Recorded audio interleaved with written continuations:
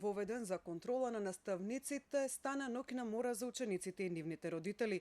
Екстерното тестирање од неговото воведување па до денес не престана да ја бранува јавноста.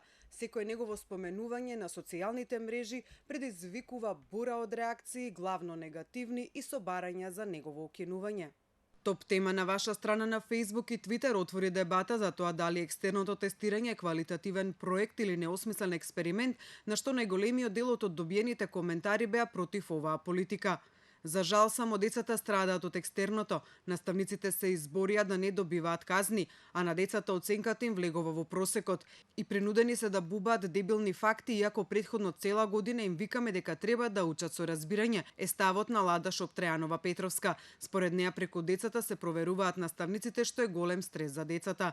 Елизабета Секирарска смета дека екстерното тестирање мора да се укине, а доколку се обстојува на овој концепт, тој мора да претрпи целосна ревизија и нова структура, за да може да биде функционален во детектирање на негативностите во воспитно-образовниот систем, а не алатка за санкционирање на наставниците. Според неа, ваков систем создава раздор меѓу наставниците и отвора простор за ново деградирање кое само ја менува формата, но не и суштината. Механизмот за проверка е сосема погрешен сам по себе, првин затоа што преку еден чинител се вреднува друг, а потоа и поради тоа што начинот на кој тоа се прави е целосно изместен. Наставникот не е само оценувач и вреднувањето само на тој аспект од неговата работа е апсолутно утнат. Жално е што неколку генерации деца беа жртви на овој сурово накараден систем и јас искрено се надевам дека ќе се поразмисли за укинување пред се, а потоа и за носење одговорност за последиците, напиша Секирарска.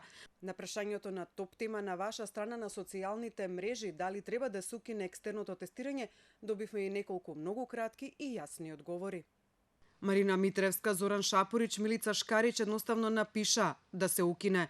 Тоше Додески пак спротивно на нив смета дека екстерното треба да остане. Против екстерното на својот Твитер профил се изјасни Јацо Атанасов, додека Саше Мерџановски напиша дека екстерното е апсолутно неосмислен и неквалитетен експеримент со учениците, заедно со Кембридж системот, кој ги заглупавува децата и во иднина мора да се укине. Коментарот на Зое Гасто е укинување веднаш и психијатриска проверка на сите што тврдат дека треба да продолжи. Случајно многу добро сме запознани со екстерното секаде каде што се одвива и развива. Замислете, нема крајна оценка за учениците, само има препораки дали програмата е добра или треба да се прилагоди за едните генерации. Значи нема никакви казнувања ни кон учениците, ниту пак кон наставниците. Да се укине веднаш, напише Ирена Блажевска. Надица Кировска смета дека матурантите полагаат екстерно, државна матура и плюс приемен испит на факултет и констатира што е многу е. Според реакциите на социјалните мрежи, екстерното тестирање останува рак рана за учениците и нивните родители, според кои пак наставниците од целата приказна се извлекоа без поголеми последици.